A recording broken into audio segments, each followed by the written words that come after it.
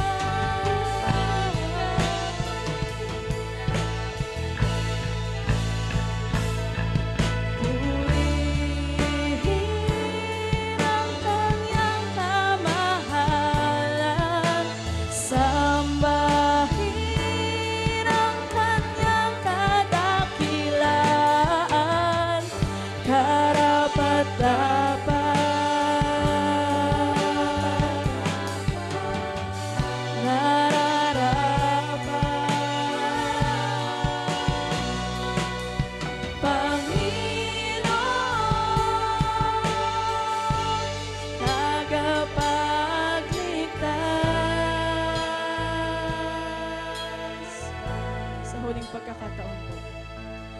Purihin ang kanyang kamahalan, sambahin ang kanyang kadakilaan, karapat-dapat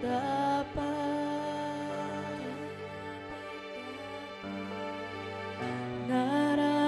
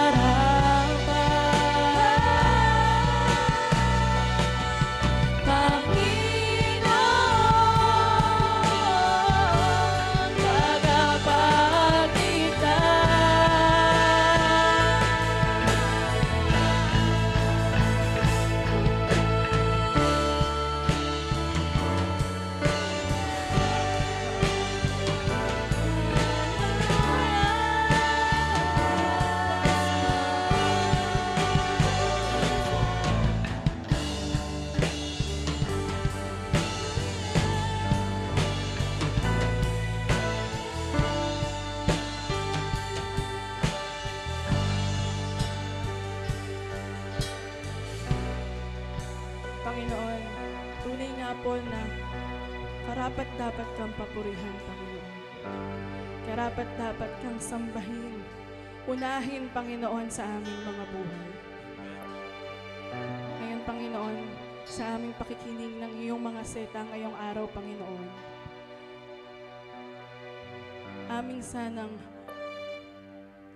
makuha ito, Panginoon, at may apply namin sa pang-araw-araw namin, Panginoon. Muli, Panginoon, itinataas po namin lahat ng aming papuri, Panginoon, sa napakatamis mong pangalan. Ang lahat po ay magsabi ng Amen.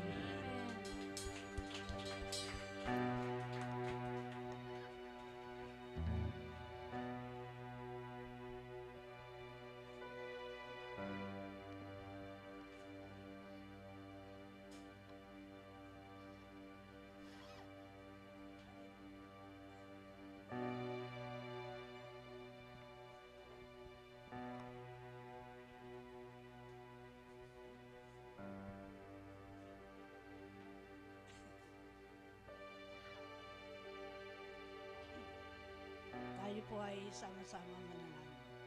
Sumasampalataya ako sa Diyos ang makapangyarihan sa lahat na may gawa ng langit at lupa. Sumasampalataya naman ako kay Jesus Kristo, iisang anak ng Diyos, Panginoon natin lahat.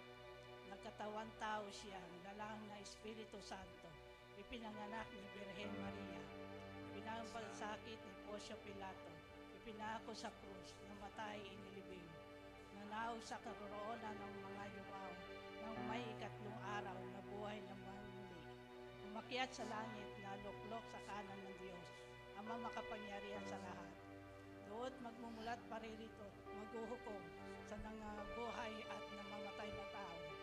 Sumasampalataya naman ako sa Diyos Espiritu Santo, sa banal na Iglesia ng Diyos, sa kasamahan ng mga banal, sa katawaran ng mga kasalanan, sa pagkabuhay ng mga muli, na mamatay na tao, at sa buhay na walang hanggan. Amen. Lord, pagalingin niyo po yung mga masakit na ubo, sipon, lagnat, at yung may mga nasa ospital din po. Pagalingin niyo din po sila. Jesus' name we pray. Amen.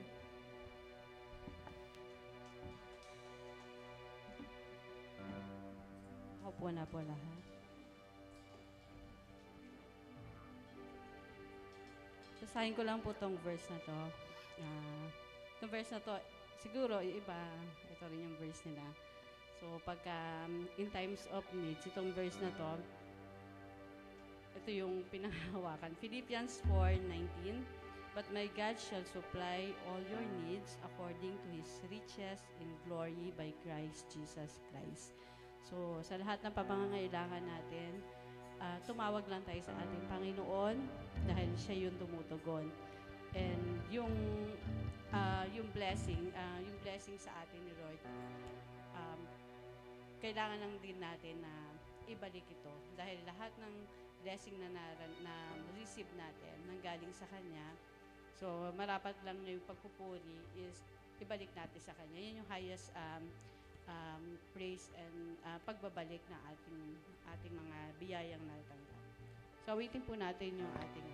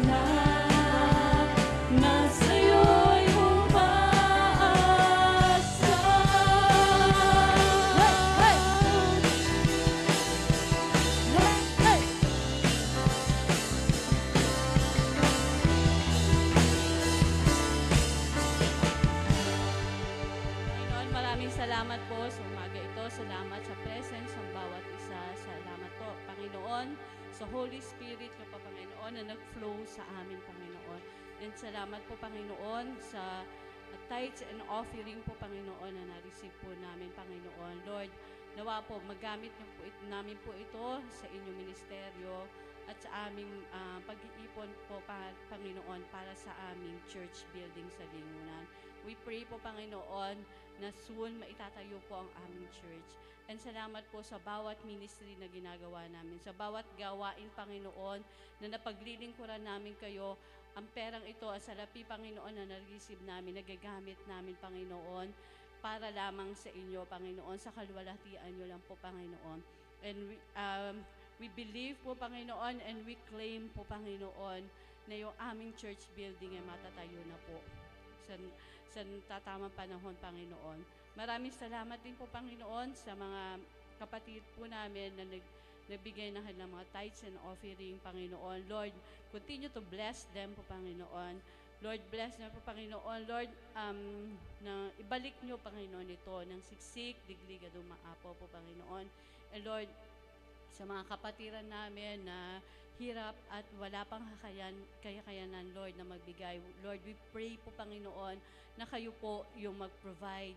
Kayo po ang patuloy na mag-bless sa kanila. And kung wala pong trabaho, Lord, kayo po ang patuloy na magbigay ng trabaho, Panginoon, sa bawat kapatid namin na walang hanap buhay, walang resources po, Panginoon. Lord, we pray po, Panginoon, na ibigay nyo na po ito sa kanila. Lord, yung trabaho, Panginoon, na hindi makakahadlang sa paglilingkod sa inyo. Lord, yung trabaho na compensated and yung trabaho, Panginoon, na magi-enjoy po sila and magiging maganda yung relationship sa kanilang mga boss and mga colleagues po, Panginoon. We thank you, Lord, sa buhay po ng bawat isa. Binibless po namin sila, Panginoon. We bless them po, Panginoon, Lord,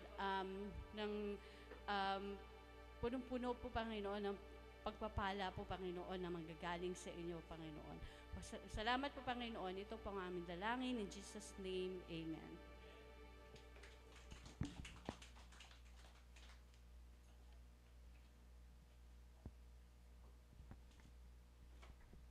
Okay, isang mapagpalang umaga po sa inyong lahat. Ang lahat po ba'y pinagpala?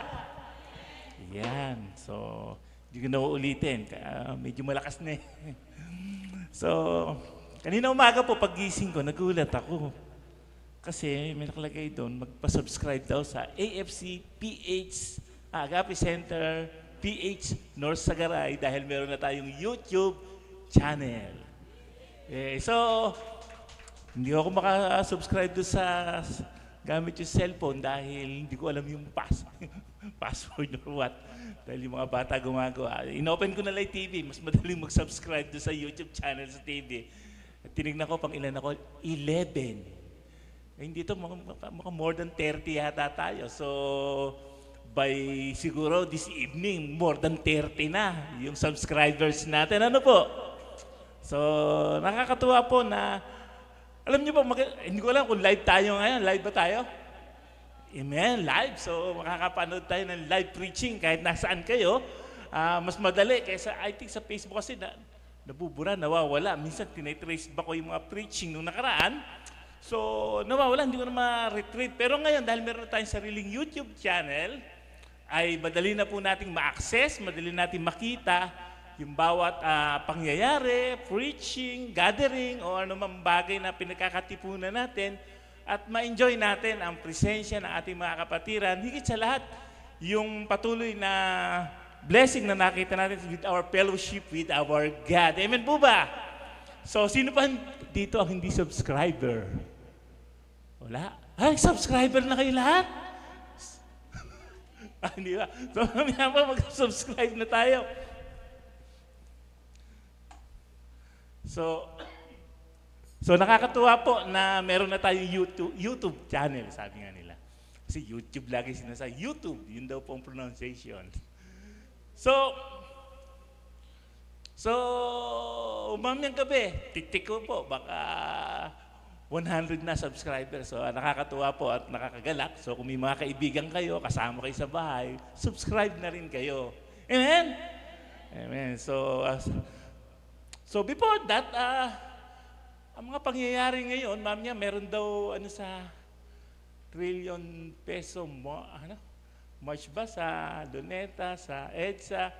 So, hindi ko na ini-encourage ang bawat isa na sumama, pero higit sa lahat, ini-encourage ko ang bawat isa na tayo'y makisama sa pananalangin. Alam niyo po, sa pananalangin na-observe namin, and even our Tuesday Fresh Fire, talaga po nandun ang pagtugon ng Diyos. Hindi man kayo pumunta ron, higit sa lahat, kung maidadalangin natin sa Diyos, ang pangangailangan ng ating bayan, makikita natin ang makapangyarihang kamay ng Diyos na siyang tutugon, magbibigay exposure sa mga maling gawain, magbibigay ng kasagutan sa sobrang pagiging, hindi ko alam kung pangit yung word na ganid ng ibang ating mga official. So sa gayon ay alam natin, higit sa makakaya ng tao, ang makakaya ng Diyos. Amen po ba? So sino po sa inyo magpe-pray mamayang 2 p.m. para sa ating bayang Pilipinas? Amen. So nakakatuwa po. Ano po? So pag iniisip ko nga po, yung mga tao na yan, kung hindi pa na-expose to, parang gagaling naman nila, no? Contractor sila. Contractor naman ako, pero hindi ako ganun kayaman.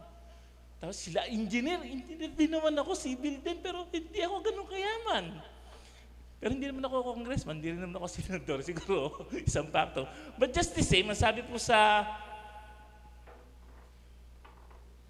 Psalms 37 verse 1 up to the 25th verse, ito po about sa don't follow after the wicked ones or jealous of their wealth. Don't think for a moment they're better off than you.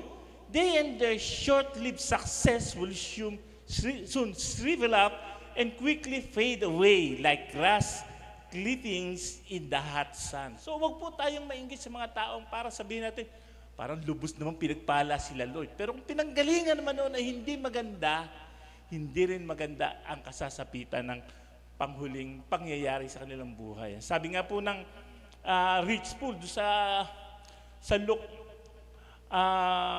chapter 12, ano po, sabi niya, ang dami kong inani, ang dami kong pera, papagawa ko ng malaking barn, malaking kamalig. Pero sabi ng Lord, you are a fool. This night, your soul will be required of you. So, kukunin na kita. Sino makikinabang sa mga bagay na pinagpundaran mo, pinag-ipunan mo? No? Sabi nga po sa Matthew 6:33, seek you first the kingdom of God. Yan, favorite verse ni Presi, no? And all these things shall be added unto you. So, mahalaga si Lord muna. Bawat pangangailangan mo, provide ng Lord. Higit sa lahat, sa buhay mo, nandun yung kagalakan, nandun yung kakontentuhan, nandun yung laging presence ni Lord para masasabi mo sa buhay mo, kumpleto. Amen? Amen. So, yun po yung, huwag tayong mainggit sa kanila. Huwag tayong maging bitter or sabihin natin, envious of them because they will meet their reward. So, isip ko nga, dami-dami nila naipon, pero palagi ko masisikwester lahat ng kanilang naipon. So, tuloy na po tayo sa ating subject matter, which is the law, justice, and obedience. Okay, the law, justice, and obedience. Yan po tinutukoy sa Exodus 23, verses 1 to 33. Hindi na muna po natin basahin kasi along the way, ay madadaanan po natin lahat ng ating mga babasahin. It's 10 o'clock, so baka may mag-check sa akin, ma-over ako. So pag nabot na po 11, sabihin niyo sa akin. Sige po. Okay. So before we start our study, shall we all stand and let's pray? Okay. Parang may inaantok sa atin kaya medyo tayo muna tayo para ma-energize tayo. Okay. So let's bow down our heads, close our eyes. Hallelujah, Lord, hallelujah. Ama, maraming pong salamat, Panginoon, sa umagang ito. Higit sa lahat sa aming pag-aaral, Panginoon, about Exodus 23, about your law, your justice, and obedience to you, O God.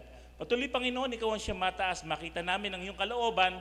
Ikaw ang mapapurihan, ikaw maluwalhating madakila. Even ang aming mga kapatid, Panginoon, sa umagang ito, na hindi namin kasama, even those who are taking their board exam, Panginoon, patuloy na gabayan at patnubayan mo po sila. Higit sa lahat, Panginoon, ikaw lamang ang mataas sa umagang ito. Ikaw ang mapapurihan, ikaw ang maluwalhating madakila. Ang salita mo, ang siyang maghari sa aming mga puso. Sa pangalan ni Jesus, ito po ang aming sama-samang dalangin. Ang lahat ay magsabi ng Amen, Amen. So, pwede na po tayo umupo. So napapanahon po ang ating pag-aaral. It's about the law, parang yung procurement law ng ating bayan. Kaya mayroong mga graft and corruption. Pero dito naman tinutukoy yung law ng Lord, justice. So ang Lord po ay punong-puno ng justice na kung saan sa buhay natin, nakikita natin, lagi kasama natin sa ating buhay ang justice ng Lord. At higit sa lahat, obedience. Kung tayo lalakad na may pagsunod sa Diyos, makikita natin ang pagpapala, ang blessing ni Lord na walang kasamang hirap, hinagpis, or anything. There will always be with joy because we are obeying God. So makikita natin, in the Old Testament, there are 613 laws. Pero yung 10 Commandments, parang yun yung pinaka-epic summary. Pero meron 613 laws ang Old Testament, at yun po yung kasama dito, yung pinatalakay natin na nakapasama siya sa 10 Commandments, o kasama ito sa 613 laws na makikita natin sa Old Testament. Okay? So number 1, the laws promoting justice. The laws promoting justice. So alam niyo po, ang Diyos gusto niya lagi, there is justice. Sapagkat God is a just God, Ang Diyos, pwede sabihin natin lagi, sinasabi, God is love. God is full of mercy. Pero nalilimutan natin na God is just. Ang Diyos lagi meron justice. Kung may nangapi sa iyo, He will suffer the consequence ng kanyang ginawang mali. Kung merong bagay na nanlamang sa kapwa, sasabihin niya, ang manlamang sa kapwa, gawaing tiba-tiba. Pero hindi po. God is a God of justice. There will always be meron consequence ang mga bagay na mali na pwede nilang gawin. So, justice para sa atin ngayon, pag nagpunta kayo sa courtroom o sa isang, nakikita natin itong si Lady Justice, Si Lady Justice, yan. So makikita nyo, si Lady Justice ay may piring sa mata. Meron siyang dalang scale o balance. At meron siyang dalang sword, Sword is the justice itself, Yung balance reflects yung pair. Ibig sabihin, pantay, walang nanlalamang equal, walang mayaman, walang mahirap. So that's what it represents. So ito po sa secular At they are blindfolded because hindi niya tinitingnan kung sino ang tao na huhusgahan niya, kung ito'y mayaman, kung ito'y mahirap, kung ito'y kumpare ko o kumare ko, kung ito'y someone na mataas ang tungkulin sa lipunan, it will always be fair because he is blinded, wala siyang kinikilingan. So, ang tawag po sa kanya ay si Justicia. Okay? Justicia po ang pangalan niya sa Roman mythology. So, if you want demand justice, ayan, si Justicia. Siya yung nagbibigay ng justice. So, yan po ang reflection para doon sa mga Roman system ng kanilang justice. And even in the Persian court, ang Persian court po, in history, binablindfold din nila yung kanilang mga judges. Para sa gayon, kung magbibigay sila ng judgment, hindi nila tinitingnan yung tao, hindi tinitingnan na, uy, magaling umarte ito, parang totoo, umiiyak-iyak pa. Pero hindi, dahil blindfolded, hindi niya pakikinggan yung itsura ng tao, kung ito'y mayaman, he is great, or he is poor, or he is no one, because they blindfold their justices. So yun po yung una, But higit sa lahat, ang Diyos ay fair. He is a just God. Amen? Huwag po natin kalilimutan, isa sa attribute ng Diyos, siya ay just. Okay? So yun po yung ating makikitang simbolo na ginawa na, even our justice system adopt this justicia. Amen? So letter A, so una, do not pass along false rumor. Do not pass along false rumor. Ang sabi po sa Exodus 23 verse 1, do not spread false report. Do not help a guilty person by being a malicious witness. So, ibig sabihin ay huwag tayong gagawa ng chismis. Amen? Huwag tayong gagawa ng marites. Huwag tayong mag-spread ng hearsay. Sabi ni ganito, sabi ni ganyan. Alam niyo po, pagka yung kwento dumating sa atin, may dagdag na yon. Pag ikinuwento mo, madadagdagan pa yon. At pag ikinuwento mo ulit, nung nagkwento sa iyo, madadagdagan pa yon. So, mahirap po. Kaya before na mag-share kayo ng inyong mga data, siguraduhin yung totoo. Siguraduhin yung tama. Siguraduhin ninyong hindi yon chismis o hindi yon fake news. Ngayon po, usong-uso fake news. Ano po? So, dapat lagi ay alamin natin yung source. Sikapin natin, makita natin na totoo yung sinasabi nung balita o sinasabi ni Kumare. Meron kang verify. Maalala mo, sasabihin, alam mo, nakita ko si pastor.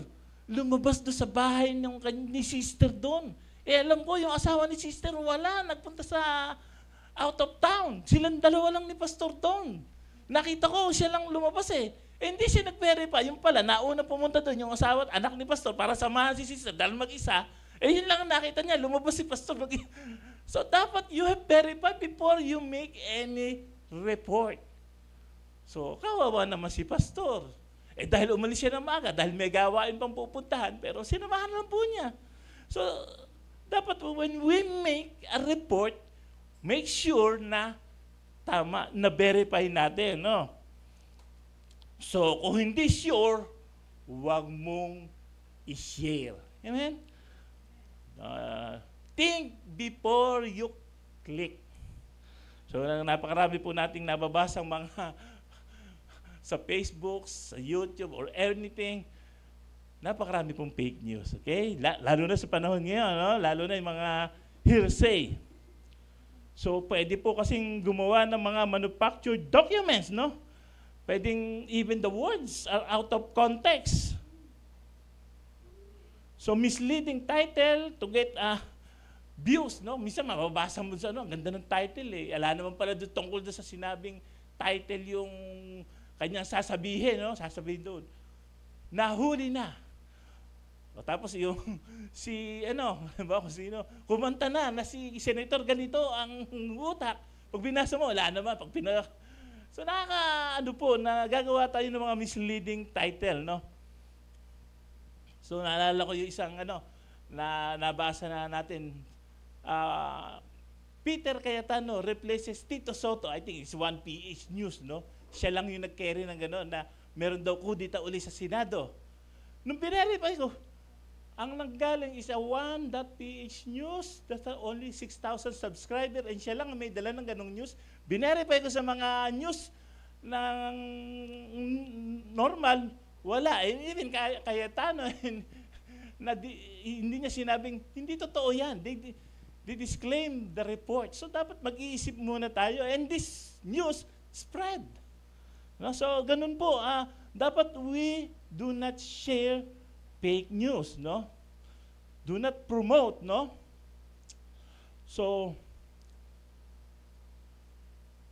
pero kung may alam tayo na isang bagay na totoong alam mo, na tama, tapos fake news yung pinalabas, dapat magsalita ka para hindi mag-propagate yung fake news at mabigyan mo ng tamang katugunan yung tunay na balita. Ibalik natin yung halimbawa na kanina, sabihin ng isang kumare, hindi mare, nakita ko kahapon pa nandyan yung pamilya ni Pastor.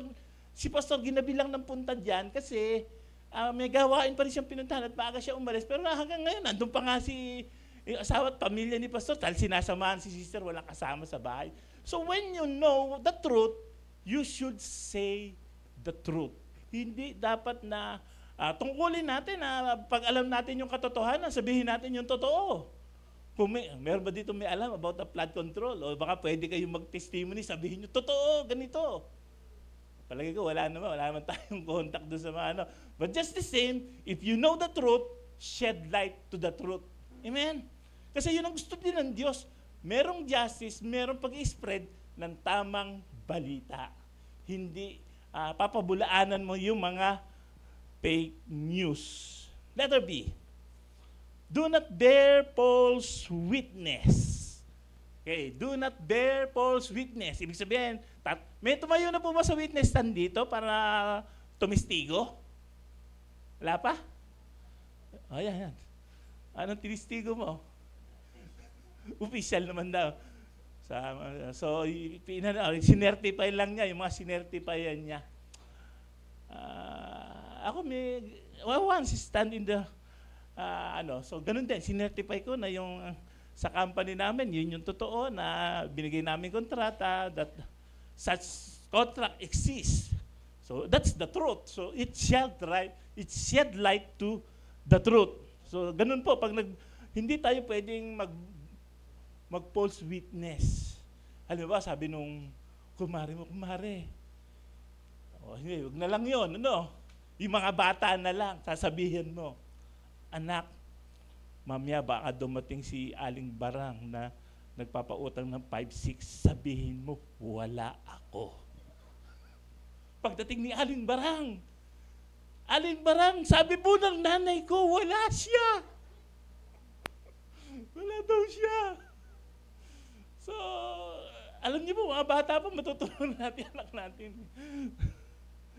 So, we must not bear false witness, ano? So, dapat nagsasabi tayo ng tama. It influences our kids and it also reflects our personality. Kung ikaw ngayon pa lang alam na sinungaling, manloloko, lahat ng tao pagdating ng panahon, wala naman sinabing totoo yan eh. Because it reflects you. Pero halimbawa, sometimes, para sinasabi natin, minsan liars go to hell, no? Lahat ba ng liars go to hell? Pero may mga circumstances. Halimbawa, anong panahon ng hapon? Nakita mo yung guerrilla, tumakbo doon. Papatayin ako nung hapon. Tatakbo na ako doon. Dumating yung hapon, tinanong ka, saan tumakbo yung guerrilla? Liars go to hell. Tuturo mo ba? Hindi raw. Kasi sometimes, I don't know if that's what lie or lahat daw ng lie, sabi no ano. Pero just the same, we have to think.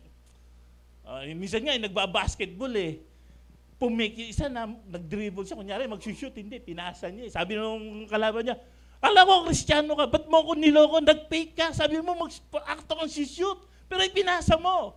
You're a liar. Pero hindi po. We must weigh what we are deciding. Amen? So, sometimes there are peer pressure, no? Sometimes, may mga maharap ka sa hukuman kasi yung kaibigan mo, Mare, makukulong ako pag hindi mo sinabi na ganito. Sabihin mo na lang na talagang ganito yung pangyayari. Na ako'y hina-hold up kahit alam mo naman hindi na-hold up. So, pupunta ka sa witness stand. Kasama ko po si Kumare.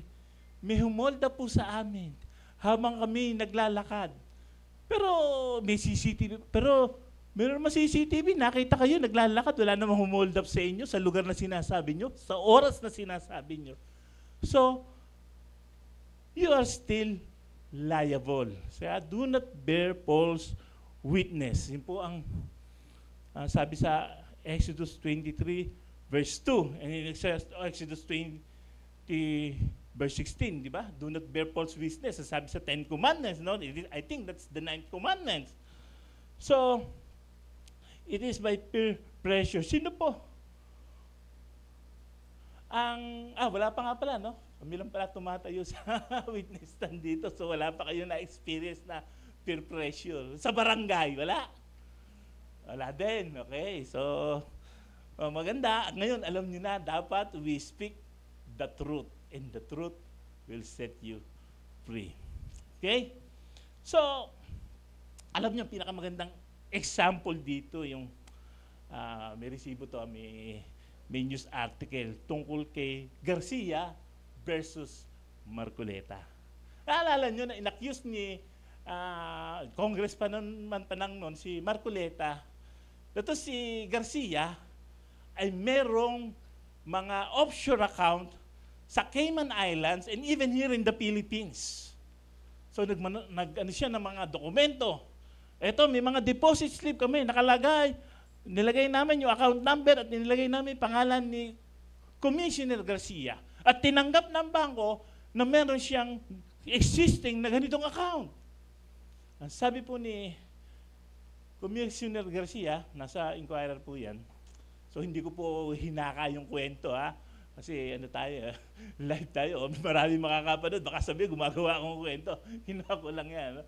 Sabi ni Commission Election Chairperson George Garcia, they said, the options account presently na si Marcoleta, sabi niya, hindi totoo yan kasi pag naglagay ka man ng pangalan doon, basta tama yung account number, papasok. Amen? Tapos sabi niya, paano kung pupunta ng Cayman Islands? Wala nga akong US visa para pumunta doon. Pangalawa, eto, sige, binibigyan ko kayo ng authority para buksan lahat ng accounts ko at patunayan nyo na akin yung mga accounts na yan. So, humingi din ng certificate si Garcia sa mga bangkong sinabi, patunayan nyo nga na yung mga account na sinabi ay akin. And all the banks respond at sinabing, there's no such account for Commissioner Garcia. After that, nawala na sa news yung accusations nila na nagpapayaman si Comelec Garcia, nag-iipon siya ng pera because binigyan siya ng lagay ng Miro ng South Korea. So, that is an example of bearing false witness, even manufacturing documents. Sabi nga ni Commissioner Garcia, dapat nga kayong mga panumpaan nyo din yung mga accusations nyo para maging responsable kayo sa inyong mga accusations. But they have immunity from suit being a congressman. I'm dating again, Mr. Senator Marcoleta, but it is just a fact na sinishare lang po natin sa umagang ito that we should not bear false witnesses. Amen? Okay. Letter C. Do not favor the poor nor the rich. Sabi po sa Exodus 23 verse 3. Okay.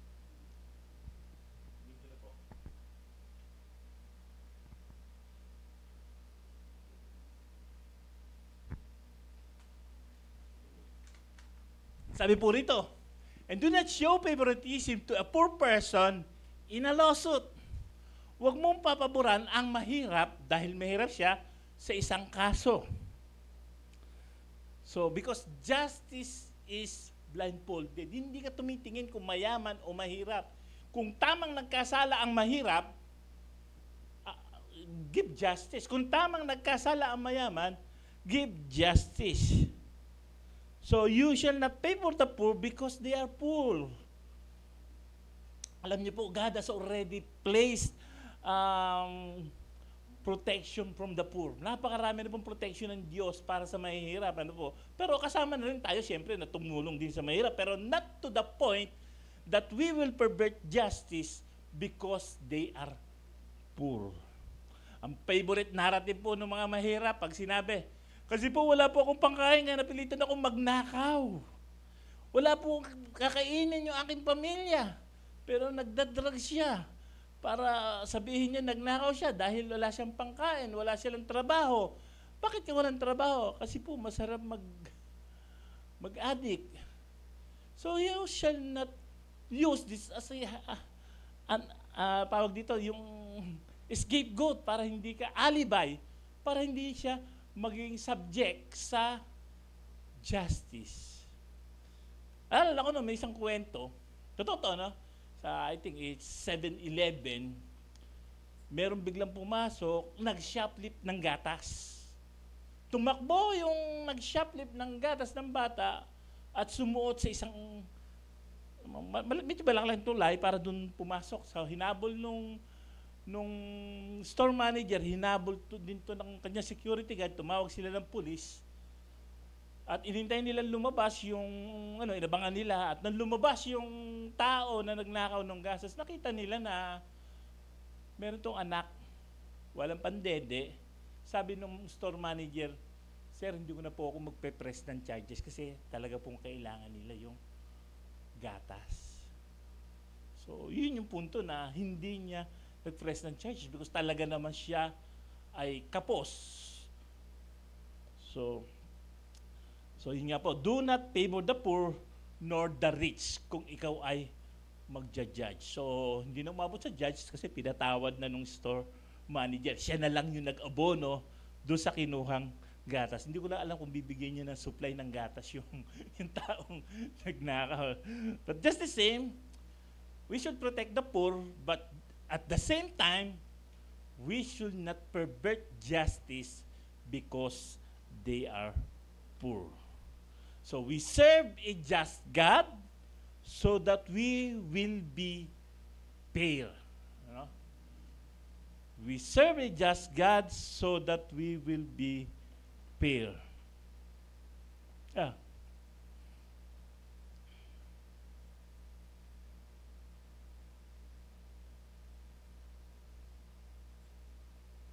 Letter D. Do not deny justice to the poor. Ayan. Do not, ibig sabihin, baliktad naman. Huwag mo naman ding babaliktarin para hindi makatanggap ng hustisya yung mahirap. Ang sabi po sa Exodus 23 verse 6, do not deny justice to your poor people in their lawsuits. So huwag nyo ring bigyan ng injustice yung mahirap, no? Kasi alam nyo po, ang Panginoon talagang nais ng Diyos na magkaroon ng favor din yung mahirap, no?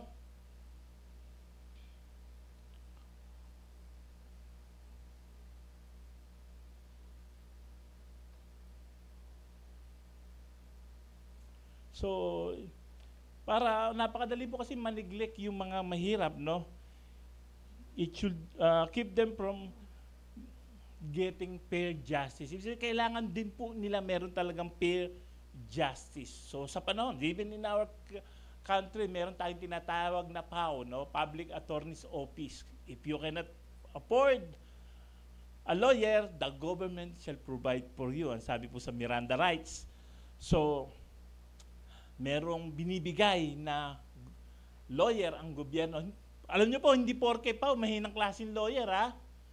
Yung mga PAO ngayon, magagaling po yung iba. Kasi ang pananaw po, I think karamihan, pag sinabi, sino lawyer mo? PAO po eh.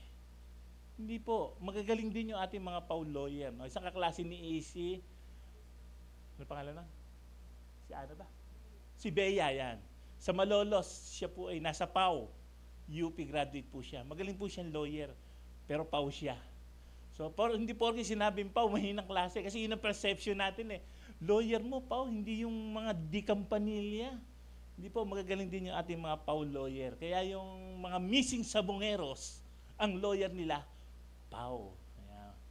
Kaya ang missing sabongeros yung prosecutor din, yung kanilang mga lawyer, no? So, I believe there will be fair justice, no? Wag lang, sumunod lang talaga sa hustisya yung ating mga judges, no?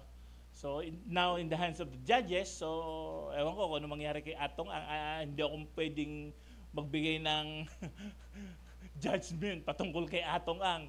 Alam ko may mga judgment na kayo sa sarili nyo kung guilty ba o hindi si Atong Ang.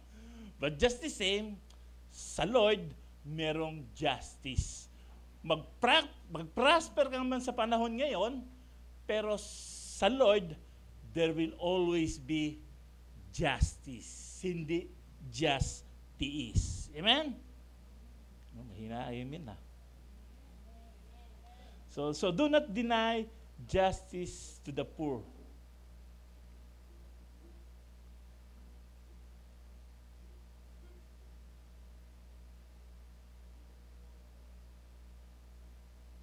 So letter E, panlima, Do not pervert justice. Sabi sa Exodus 23 verse 7. Have nothing to do with a false charge and do not put an innocent or honest person to death, for I will not acquit the guilty. Gaya po na nasabi natin noon, na ba't nga ba tinanggal yung death penalty sa Pilipinas? It's because the rich can buy their own injustice. No? Yung mayaman, kaya niyang bilhin yung hustisya, pero ikaw yung mahirap, ikaw na yung argabyado, ikaw pa yung mabibitay. So, hindi ko sa panahon ngayon, kung ang mabibitay ay yung mga nasa baba, pero yung nasa taas, wala sila, acquitted sila. Pero buti na lang, walang death penalty. Gusto nga ni Senator Joel Villanueva, sana meron death penalty para lahat ng mga nagnakaw sa kaban ng bayan, mabitay. So, I just don't know kung sino yung, buti na lang walang death penalty, ano po. Pero kung may death penalty, ewan ko kung sino yung mabibitay. So, do not pervert justice. So, do not pay favoritism to the poor or to the great. So, judge on the basis of what is right. Tayo humusga, even in our family, humusga tayo sa what is right. Sa mga anak natin, minsan nagtatalo-talo, pero you must judge. Magbigay ka ng tamang execution ng iyong justisya, hindi favoritism. Amen? Amen. So, kung halimbawa, ikay mako-compromise, dapat mag-inhibit ka. No?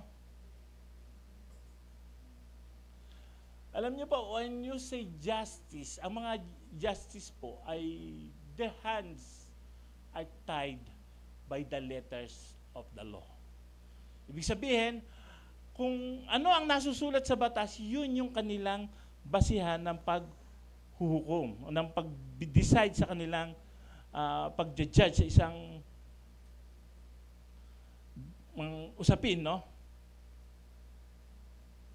So, halimbawa, di ba ngayon yung i-judge yung si engineer, si contractor, sino pa? Si mga opisyal ng DPWH, sino pa? Si congressman daw at si senador, sabi ni ng iba. Ang tanong, kasi para i-convict mo sila ng criminally, it should be, it's beyond reasonable doubt. I repeat, para makonvict mo ang isang tao criminally, it should be beyond reasonable doubt. Halimbawa, kaya ngayon, nagbigay po ako kay congressman tsaka kay senador ng ganitong halaga. Sasabihin ni senador, wala binibigay. Ano yung patunay mo na binigay mo sa kanya? Kailangan proof beyond reasonable doubt. Magpapapicture ba kayo pag nagbigayan? Magpipirma ba siya sa ledger o sa isang receipt? I receive 500 million tong para sa akin. Mahirap. Mahirap pong beyond reasonable doubt. Pero alam ko po, by God's grace and by God's judgment, the guilty will be punished. Amen? So, I believe, maraming kakanta. Okay. So, meron namang case na sa Republic Act 10667, sabi po ni Senator Pamakino, the Philippine Competition Act, no? Ang administrative or civil cases would only require a substantial evidence. Pag mga law ang pinag-uusapan, nantok yata tayo lahat. Pag substantial evidence, ibig sabihin po, medyo circumstantial evidence na talagang naglilink sa iyo, you will be punished by a tawag dito sa isang civil law. Ibig sabihin, yung punishment mo light lang. O matatanggal ka sa trabaho, hindi ka na pwedeng magsilbi sa gobyerno sa loob ng taon na to hanggang sa susunod pa mga taon. Yun yung mga civil law o yung mga substantial evidence na kailangan sagutin mo, yung mga administrative cases. Yan. Pero yung criminal, kailangan it is beyond reasonable doubt. Okay, so yun yung sabi, do not pervert justice. Letter F, the sixth one. Okay. Do not take bribes. May tumataga ba ng bribe dito? Wala. Wala naman bribe sa atin eh. Hindi naman tayo yung contractor, no? Para mag-sika na ma-bribe mo si engineer at i-bribe ni engineer si district, i-bribe din si region at i-bribe si secretary at i-bribe si senator congressman. So, do not take bribes. Sabi po sa 23 verse 8, do not accept a bribe, for a bribe blinds those who see and twist the words of the innocent. I repeat, do not accept bribe, for a bribe blinds those who see and twist the words of the innocent. If you are, halimbawa, nasa gobyerno, siguro unahin na natin yung pulis eh. Actually, yung mga pulis na iba, hindi naman lahat, pinapara ka. Nag-beat the red light ka. Hindi po, yellow eh. Yun na nga eh, mag-yellow na, dapat huminto ka. Sabi ko, hindi po eh, kasi po, yellow na eh. Nasa gitna na ako, alam mo, matras pa ako. Hindi, may camera, kita ka, red ka na nakatawid. Sabi niya, madali ang pag-usapan yan eh. Buti, nakialam si Missy, sabi niya, sir, kasama niyo naman po ako sa gobyerno. Yellow na po talaga, hindi na kami pwede huminto sa gitna. O sige po, kasama ko pala sa gobyerno. Go. So, alam niyo na kung why he takes bribe. And bribe is a felony. Bribe is a felony. Ibig sabihin po, kung bribe is a felony, it is a misdemeanor. Ito'y mabigat at kaso na krimen, meron pong parusa ito na pagkabilanggo. So, parang halimbawa, yung Anti-Fencing Act, bumili ka ng nakaw, it is also a felony, no? Pwede kang makasuhan, pwede kang makulong dahil bumili ka ng nakaw. O ganun din, kung nagsinungaling ka na ikaw ay tumanggap ng suhol, tumanggap ka ng lagay, you will be a criminal na kung talaga. So, do not take bribes. Or sabihin natin, do not bribe. Kasi po, pinaikot-ikot ako doon sa isang opisina sa munisipyo eh. Naka-6 na punta po ako eh. Yung kapitbahay ko, 10 punta lang daw niya, pinabutan lang daw niya na 100 yung isang picture doon eh, 1 araw lang. So do not take bribes. Dapat it should always be fair. It should always do our duties, no? And do not take bribe. Ang Diyos naman ang nagpapala, hindi po yung tao na nagbabribe. Amen? So, marami tayong taga-munisipyo dito. Alam ko, yung mga taga-munisipyo nito, wala po silang tinatanggap na bribe. Ayan. Pero sometimes, may pinagtatalunan eh. Meron daw reward. Meron bribe. Ano yung pagkakaiba ng bribe sa reward? No? So, pag bribe, parang tatanggapin mo to do a favor. Pero nung nagawan mo ng pabor, kuminsan, sa kagalakan ng taong ginawan mo ng pabor, dahil hindi mo, sige sir, kahit po break time, no break time naman kami dito, o siserve na namin kayo, talaga ang bilis nyo, ginawa niyo yung trabaho nyo, sa tuwa niya, nag-reward, nagpagbigay ng isang bucket na chicken na Jollibee. So, hindi mo siguro masama yan, o masama. Pero kung titignan natin, fair and square, dapat hindi na rin tanggapin. Pero na lang, kung pagpilitan siguro, pero just the same, kasi magiging habit po. Ano? So, pero it's the difference between a bribe and a reward. So, parang nga sa mga bata eh. Minsan yung mga bata, anak, mag-aral ka na. Pag nag-aral, ito ano, bili kita ng isang box na ano, tawag dito, ice cream, para mag-aral ka na. So, binabribe mo yung bata. Pero yung pag sinabi, anak, pag nag-aral ka, naka-90 ka, bibilang kita ng ice cream. That's a reward. So, ano yung pagkakaiba ng bribe at reward? Pag bribe, Ang may control, yung bata. Hindi ako mag-aaral hanggat walang ice cream. Pero hindi eh. Pag reward, mag-aaral ka muna bago kita bigyan ng ice cream. Ang may control, yung parent. Pero pag ang may control yung bata, it is because he is asking for a bribe. I hope we can clear it, no? Medyo malinaw sa atin between bribe and reward. So, bribe exists because there are bribe takers, no? Actually, kaya nga siya nag-exist dahil gusto nung mga lawmakers magkaroon sila. So, kailangan magbigay ka muna. Unahang magbigay. Kung hindi ka makapagbigay ng mas maaga, wala kang project. So, okay, that's Roman number 1, no? So, that is the laws promoting justice. Sapagkat ang nais ng Diyos talaga maging tapat tayo, maging just tayo, so we should be fair because our God is fair. Number 2, kindness towards others. Kindness towards others. Letter A. Do good to others even to your enemies. Do good to others even to your enemies. Sabi po sa letter A, Exodus 23 verse 4,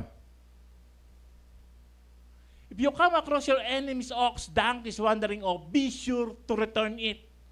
Halimbawa, kagalit mo yung kapitbahay mo, nakita mo yung kapitbahay mo, nakawala yung kanyang donkey. Tulungan mo makabalik sa kulungan niya yung donkey.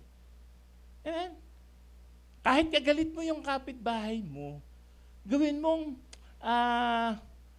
tulungan yung kapitbahay na bumalik yung donkey niya sa kanyang ibig sabihin, kasi yung donkey ay pang-araw-araw na panghanap buhay ng kapitbahay mo noong mga panahon na yun. Ibig sabihin, halimbawa, nakita mo yung kotse ng kapitbahay mo, delikado mag-slide, ilagyan mo ng kalso kasi baka slide yung sasakyan niya, pumunta sa kalsada, mabangga ng mga dumadaan sa sasakyan.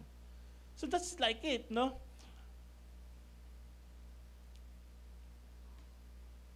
Ang sabi po sa Matthew 5:43-48, ayan. You have heard that it said, love your neighbor and hate your enemy. But I tell you, love your enemies and pray for those who persecute you, that you may be children of your Father in heaven, because He causes the sun to rise on everyone. No? So ang amangan natin sa langit, kahit ikay masama, kahit ikay mabuti, binibigyan niya tayo lahat ng araw. Lahat tayo nakakasanggap ng sariwang hangin. Lahat tayo nakakakain doon sa mga punong ipinrovide ng Lord. Lahat ang Lord nagbibigay ng ulan. Kahit ikay masama, kahit ikay mabuti, because God is a providential God. So even as we should follow what God wants us, no? Hindi tayo nagre-respect ng person dahil kaaway mo, buti nga, sisipain ko, ipaplat ko pa nga, ako pa nga magtutulak para yung kotse niya maano. No, we should not do that, no? Sabi po sa Matthew 7 verse 12, ito po ang ating panuntunan, no? So in everything, do to others what you should have them do to you, for the sons of the law and the prophets. So gawin mo sa kapwa mo ang gusto mong gawin niya sa iyo. Kung halimbawa, ikaw yung may donkey, ikaw yung may alagang, parang kabayong maliit yun na donkey, o asno, at nagkawala yung asno mo, di ba gusto mo makabalik to? Kasi parang ito yung life and mo sa buhay, bread and butter mo siya yung agapay mo sa buhay. Gusto mo, nakita ng kapitbahay, siyempre kung ikaw gusto mo, isauli niya o dalhin niya sa tahanan mo para hindi mapahamak yung donkey mo. Kasi ang sabi ng Lord, do to others what you want others to you. That is an active. Ibig sabihin, kung ano yung gusto mo na mangyari, na pabor sa iyo, gawin mo din yung pabor na yon sa kapwa mo. Si Confucius na nagsabi ng ganito, don't do unto others what you want others do to you. So, ibig sabihin ng Confucius, baliktad, passive eh. Sabi ni Confucius, huwag mong gawin sa kapwa mo ang ayaw mong gawin ng kapwa sa iyo. Pero sa Lord, ang gusto niya sa golden rule, gawin mo yung gusto mong gawin sa iyo ng kapwa mo. Hindi yung gawin, huwag mong gawin sa kapwa mo yung ayaw niyang gawin sa iyo. There's a difference to that. Amen? So I hope you get the difference between the active and the passive response to the golden rule. Letter B. Help even to those who hate you. Sabi po sa Exodus 23 verse 5, if you see the donkey of someone who hates you fallen down under its load, do not leave it there. Be sure you help them with it. Ano ba yung kapitbahay mo? Alam mo, inis na inis sa iyo, galit na galit sa iyo yan eh. Tapos may karga-karga siyang mga gamit, tapos nahulog. O sabihin natin, sa kalsada, yung pick-up niya, maraming laman, natanggal yung tali, humalang sa kalsada yung mga karga-karga niyang gamit. Tulungan mo. Kahit alam mong gabi-gabi na lang, ang sama ng tingin sa iyo, gabi-gabi na lang, parang laging nagpaparinig sa iyo. Sa Facebook, nakikita mo, may mga hugot laban sa iyo. Gawin mo. Amen?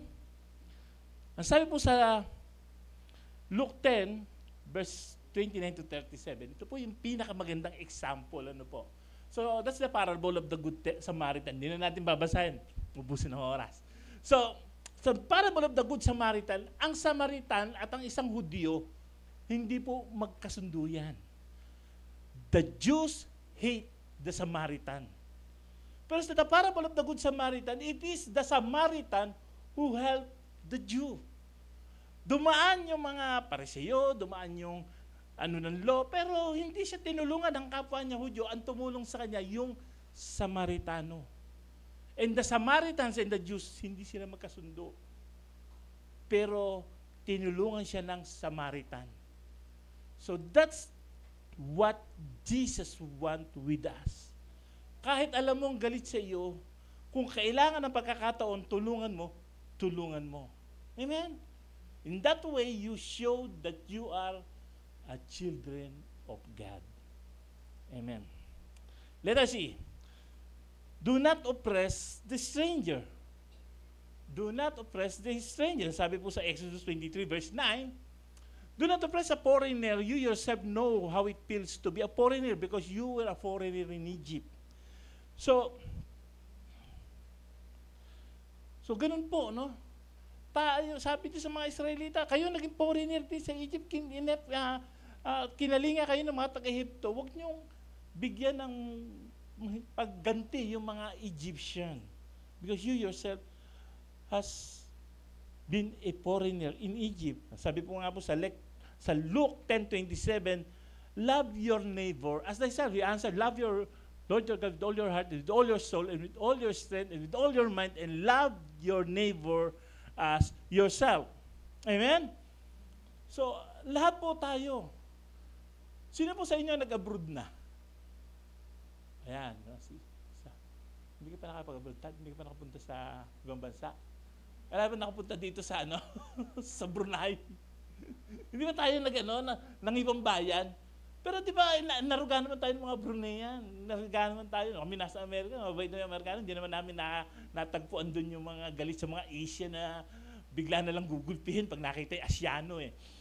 Pero, ibig mo sabihin, sabi ng Lord, kung may foreigner dyan, may napunta dyan, Aprikano, bigla mong gugulpihin because Aprikano siya. Maitim ka, pangit ka eh. Gulpihin natin. Hindi po. Because you yourself are a foreigner. So tayo po, nag-abroad din tayo, naglilipat tayo sa ibang mga lugar. Minsan nga, Bisaya lang, minsan nag-aaway pa eh. So sino sa inyo nakarating na ng Visayas? Ayun, isa, dalawa, tatlo, apat. Ako hindi pa. Nakapunta ako pala sa Iloilo. Okay, sorry. So, because we are also foreigner. Ibig sabihin tayo din, mangingibang bayan din tayo. O hindi ka man mangibang bayan, maging tagagaray ka lang for the rest of your life, from birth to death. Mga mahal mo sa buhay, nag-abroad din eh. Anong mararamdaman mo kung yung mahal mo sa buhay, pagdating sa Saudi, pagpunta sa Kuwait, pagpunta sa Japan, gugulpihin ng mga tao, magte-take advantage sa kanila. Di ba masakit?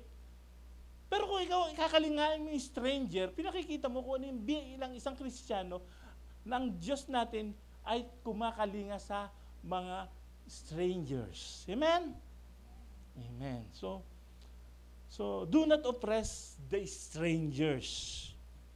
Pangatlo, the law of the Sabbath. Sabi po sa una ay the Sabbath year. Sabi sa Exodus 23 verse 10 to 11, for 6 years you are to sow your fields and harvest the crops. But during the 7th year, let the land lie unplowed and unused. Then the poor among your people may get food from it, and the wild animals may eat that it is what is left. Do the same with your vineyard and your olive grove. So, meron tinatawag na Sabbath year. So, ibig sabihin po, ang mga Israelita, magtatrabaho sila ng kanilang bukirin ng 6 years. On the 7th year, hahayaan nila itong mag-grow na lang. Hindi nila ito pipitasan. Ang makakirabang dito, yung mga mahirap, yung mga foreigner, yung mga widows, mga orphans, even the wild animals. Because kasi ang Diyos naman nagpapala sa kanila. On the 6th year, they will reap double. So that pagdating na ikabatong taon, hindi na nila kailangan mag-sow pa. Hindi na nila kailangan tend pa ng kanilang mga vineyard. Because God has blessed you twice on the 6th. So you need not work to the 7th. Hayaan mong mabakante yung lupa. Kasi alam nyo po, pag nabakante yung lupa, ito'y tumataba. Nagiging fertile yung land pag ito ay hinahayaan mag-rest.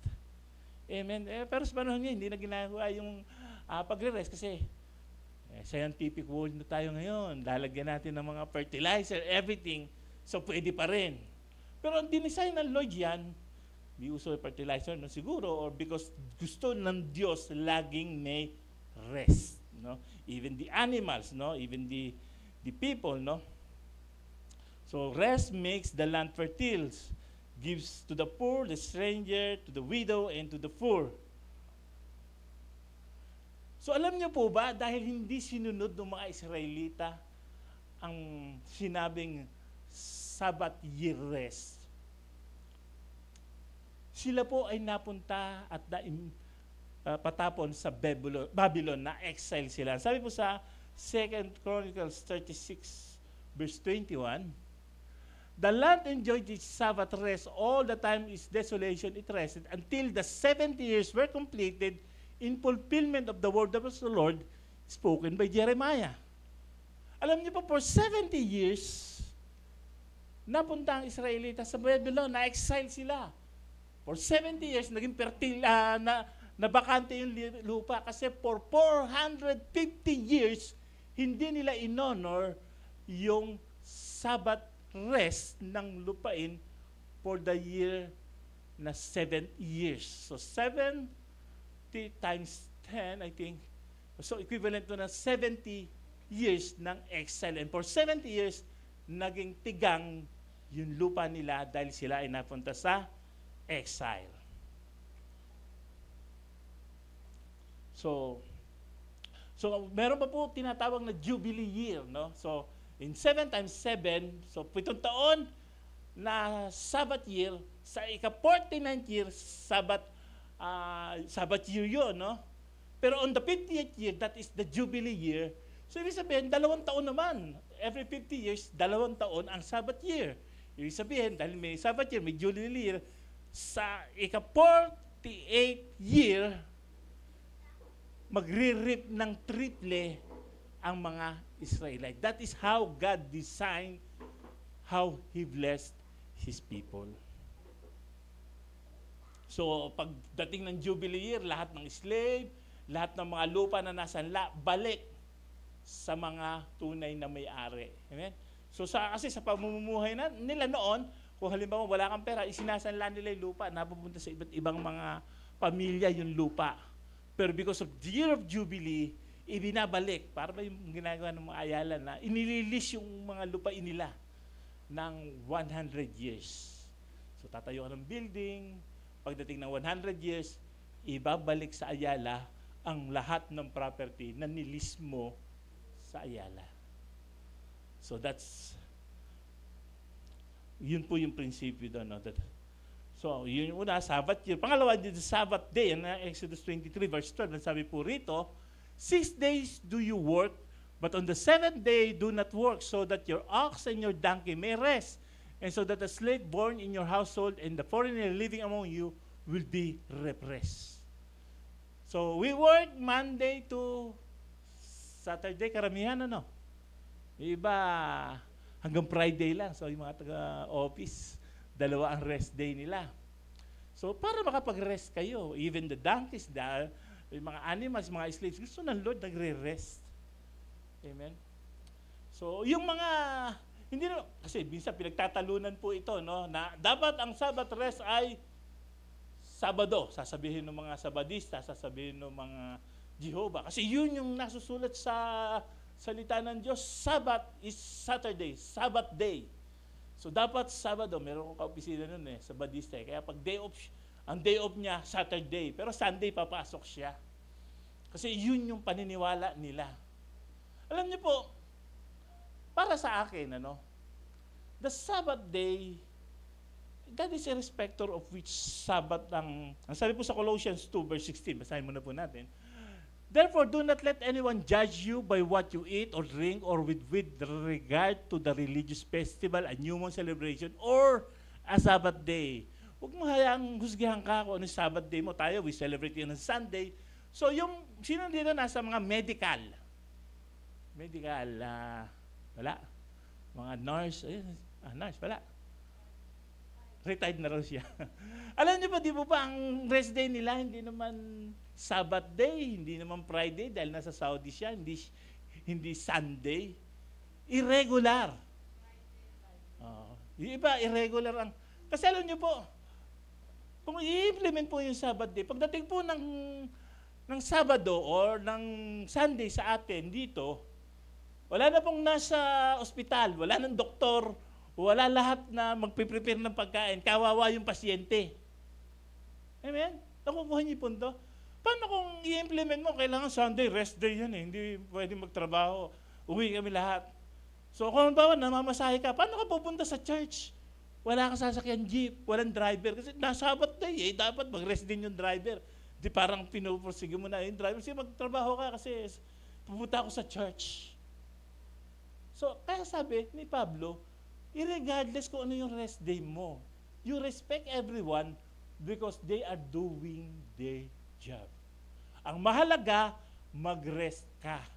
Ang mahalaga, meron kang rest because sabi ni Jesus, I created the Sabbath for man and not the man for the Sabbath. Hindi tayo nilikha ng Diyos para mag-rest lang ng araw ng Sabado o ang araw ng Linggo. Nilikha tayo ng Diyos para mag-rest kung anong appropriate na araw, tayo ay magre-rest. Amen? Nakukuha niyo yung punto? Amen. So, regardless na dapat nagre-rest ka kasi sasakyan ka man, pag hindi tumigil, nakita niyo yung mga taxi, kung minsan nasisira agad because araw-gabi, 24/7, 7 days a week, tumatakbo. Buti na lang ngayon, may coding. Kung hindi, lahat ng taxi, mas maaga pang masisira. Machine na yan, pero nasisira because it does not have rest. Human tao, malaki po load yung mawawala sa income ko Kailangan ko mag-overtime pati linggo. Kung pwede nga gawin yung gabi, araw, yung araw, gabi, kung pwede na hindi matulog dahil malaki kita ko. Alam niyo yung magiging consequence nun? Yung kinita nyo, pambabayad mo lang sa ospital pag nagkasakit ka. Kulang pa. Hindi mo pa ma-enjoy yung buhay mo. Amen? That's why God created the Sabbath rest. Amen? And I hope we understand the Sabbath day rest. Let us say, make no mention of other gods. Make no mention of other gods. And sabi po sa Exodus 23 verse 13, do not even mention, be careful to do everything I have said to you. Do not invoke the names of others gods. Do not let them be heard on your lips. Ayaw ng Diyos na meron ka pang ibang pinag-aanuhan na Diyos, no? Ibig sabihin, huwag ka nang mag-rely sa punsoy. Kasi sabi nung kapitbahay ko, swerte daw to. Maglagay ako ng ganitong halaman sa harapan. It jealous God. Alam ng Diyos na nagre-rely ka ba doon sa halaman o nagre-rely ka sa akin? Naalala ko nga si Diskaya, may mga kung ano-ano siyang mga rebulto na inilagay doon sa ano niya, mga stone, mga jade, mga kung ano, na pagkamamahal, kasi swerte daw to. Pero sabi niya, million daw halaga ng San Jade na kanya. Ang ngayon, minalas na siya. Minalas na siya. Pagka nga tinitignan ko siya sa CNA theory, kung ano-ano nakalagay na bracelet sa kanya, hindi ko alam kung pangontra yun or what. Pero ang nais ng Diyos, sa Kanya ka magtiwala. Amen? Ang nais ng Diyos sa Kanya, yung buong pananampalataya mo, hindi yung iba. Ang nais ng Diyos, siya lang. I am a jealous God. Wala kang ibang, wala namang mawawala sa akin eh. Anong walang mawawala? Nawawala yung pananampalataya mo sa Diyos. Nawawala yung pagtitiwala mo sa Diyos. Nawawala yung pag-hope mo sa Diyos. In that way, nalulungkot ang Diyos, hindi siya nalulugod sa ganong gawain.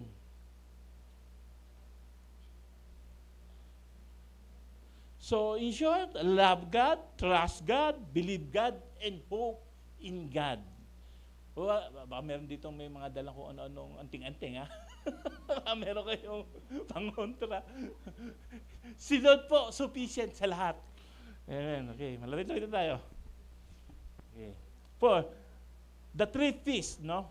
So, meron daw pong 3 feasts, no? The 3 times a year to keep the feast, no? Sabi po sa 23 verse 14 to 17. Okay.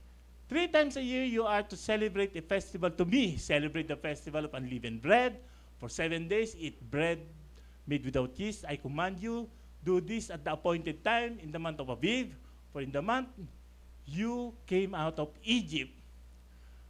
No one is to appear before me empty-handed.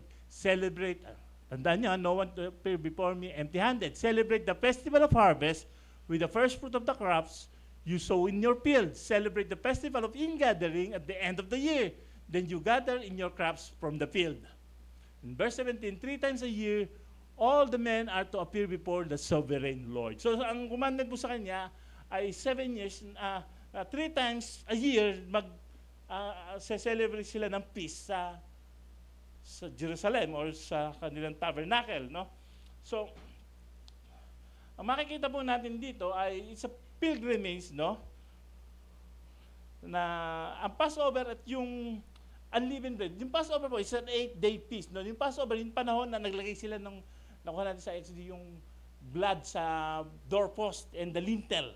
So, yun yung unang araw. Nung kinabukasan, the 8th day, yun yung umalis sila na unleavened bread na hindi na nila nagawang i-bake yung tinapay para maging leaven siya at tumakas na sila. So, yun yung celebration ng Passover and unleavened bread. That is 8 days. At pag sa travel nila, doon sa pag-aaral natin from Exodus to chapter, I think, 19, ito yung nag-travel sila mula Egypt papunta doon sa Mount Sinai. And it took them 50 days. Kaya after 50 days, yun yung susunod na festival. That is the Feast of Pentecost. So that is a 3-day na celebration. Nag-start siya na Sunday, Monday to Tuesday. At pagkatapos ng feast na yon ay the Feast of Booths and Tabernacles, no? So that's the Feast of Sukkot. That is a 7-day celebration. Yun yung time na sinelebrate nila na meron silang mga booths na kung saan sa ilang nagpo-provide ang Diyos sa kanila ng pagkain, nakatitira sila sa booths, ibig sabihin sa mga temporary housing, doon para ma-remember nila yung ginagawa ng Diyos sa kanila.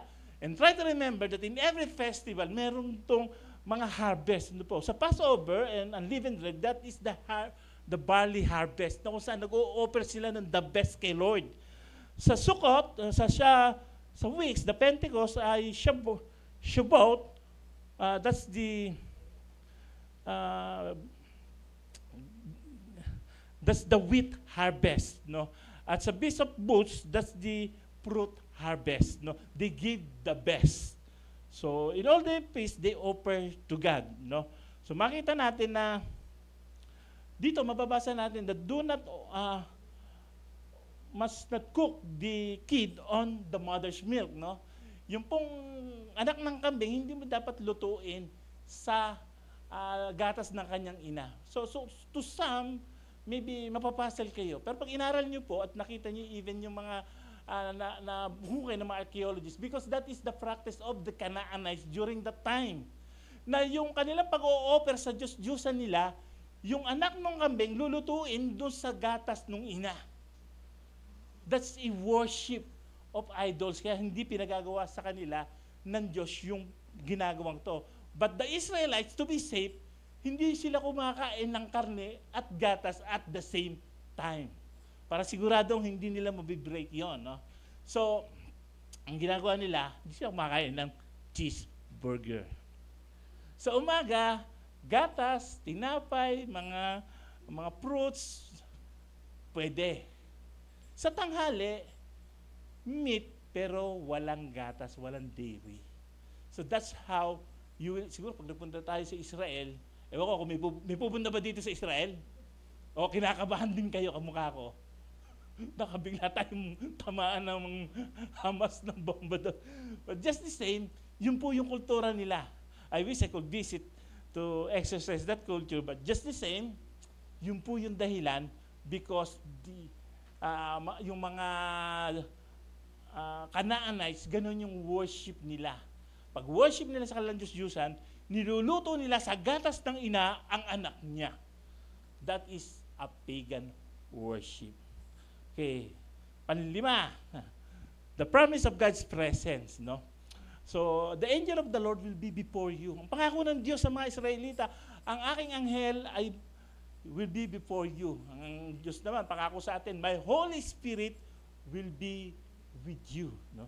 Sabi po sa Exodus 23, verse 22, 21, see, I am sending an angel ahead of you to guide you along the way and to bring you to the place I have prepared.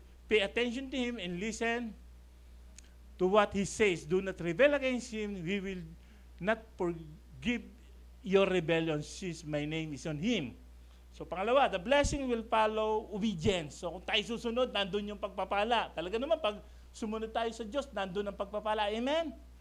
So with us to follow God. Sabi sa verses 22 to 26, if you listen carefully to do what He says and do all what I say, I will be an enemy to your enemies, and I will oppose those who oppose you. My angel will go ahead of you and bring you into the land of the Amorites, the Hittites, the Perizzites, Canaanites, Hivites, Jebusites.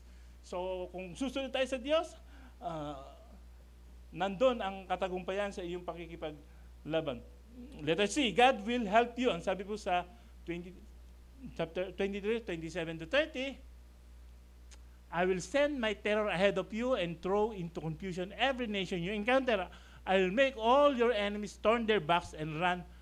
I will send the hornet ahead of you to drive the Hivites, the Canaanites, the Hittites out of your way. Alam niyo yung hornet?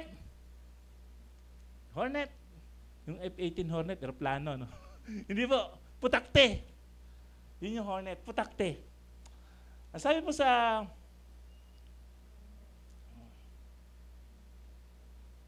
Deuteronomy 7 verse 20, I think, moreover, the Lord your God will send the hornet among them until even the survivors who hide from you have perished. Not be terrified by them. For the Lord your God who is among you is great and awesome God.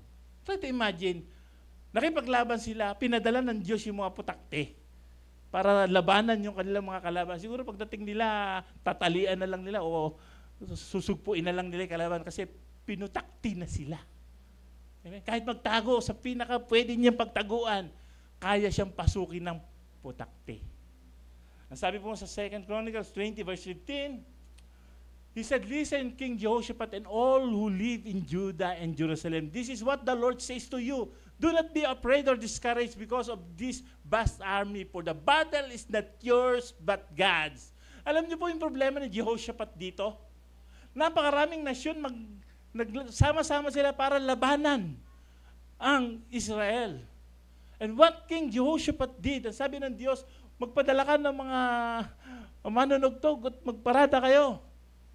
At ang nangyari, ang naglaban-laban, yung mga prepare para labanan sila at naubos yung kanilang mga kalaban dahil nagpatayan sila lahat.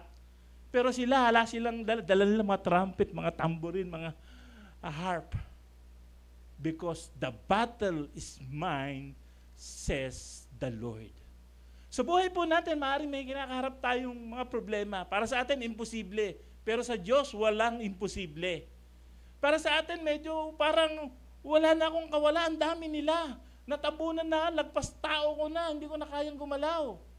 Pero sa kamay ng Diyos, kaya niyang baguhin anuman ang sitwasyon. Amen? Sabi po sa panghuli, God will expound your boundaries. Sabi sa 31 to 33, sabi po rito, I will establish your borders from Red Sea to the Mediterranean Sea and from the desert of Euphrates River. I will give into your hands the people who live in the land, and you will be driven up before you. Do not make covenant with them or with their gods. And verse 33, do not let them live in your land, or they will cause you to sin against me, because the worship of their gods will certainly be a snare to you. Alam niyo po ba kung gaano kalaki pangako na yan ng Diyos sa Israel? Mula Iraq hanggang doon sa Mediterranean Sea. Kung ano yung area ng Israel ngayon, 8 times 15 mo po siguro. Kasi during the time of Solomon and David, that's 10% of what God has promised. Pero kung sila'y sumunod sa Diyos, nagtiwala ng lubos, ang area po nila, wala pong Iraq, walang Lebanon, walang Syria, walang sa katabi niyang bansa. And even those who malapit sa Saudi Arabia, Israel yun. I think Jordan, even Jordan was part of Israel. That was the promise of God. Sa buhay mo, kung tayo susunod, kung tayo magtitiwala sa Diyos, ang pangako ng Diyos, buhay na sagana, buhay na pinagpala, buhay na hindi puno ng mga problema. Ang nais ng Diyos, ang buong pagtitiwala mo, ang iyong buong pagsunod. In our conclusion, ang sabi po dito, I think I have 3 verses, no? Ang sabi sa Isaiah 33, verse 14 to 15, the sinners in Zion are terrified, trembling grips of godless. Who of us can dwell in the consuming fire? Who of us can dwell the everlasting burning? Those who walk righteously and speak what is right, who reject gain from extortion and keep their hands from. Okay, next. Sabi po, from accepting bribes, who stop their ears against plots of murder and shut their eyes against contemplating evil. And in Micah 6 verse 8, ang sabi po rito, He has shown you, O mortal, what is good and what does the Lord require of you, to act justly, to love mercy, and to walk humbly with your God. Amen? I repeat. To act justly, to love mercy, and to walk humbly with your God. Ang sabi po sa Habakkuk 2 verse 4, for the just, see the enemy puff up, his desires are not upright, but the righteous person shall live by faith. For the just shall live by faith. Ano man ang kinakaharap natin sa buhay, magtiwala tayo sa Diyos, manampalataya tayo sa Diyos, sapagkat ang Diyos natin ay buhay. Shall we bow down his close our eyes? Hallelujah. Ama, maraming pong salamat, O Diyos, na tunay na ikaw ay just. And you want us to live by faith because you are a just God. Tulungan niyo po kami, O Diyos, na maging marapat at maging matuwid, Panginoon, sa iyong harapan. Bagamat kami nagkukulang, ang iyong pagpapatawad, O Diyos, ay napakalawak. Higit pa sa lalim ng dagat, higit pa sa lawak ng karagatan. Tunay po, O Diyos, salamat sa iyong biyaya, salamat sa iyong mercy. Dalangin po namin patuloy, lumakad kami, Panginoon, na may takot. Lumakad kami, O Diyos, ng matuwid. Hindi makukuha sa lagay, hindi maglalagay, but rather, Lord, to trust you in every circumstances in life. Salamat po, Diyos, sa iyong kabutihan. Salamat sa iyong pangako. Salamat sa iyong katapatan. Sa pangalan ni Jesus, ito po ang aming samantalangin. Lahat ay magsabi ng Amen.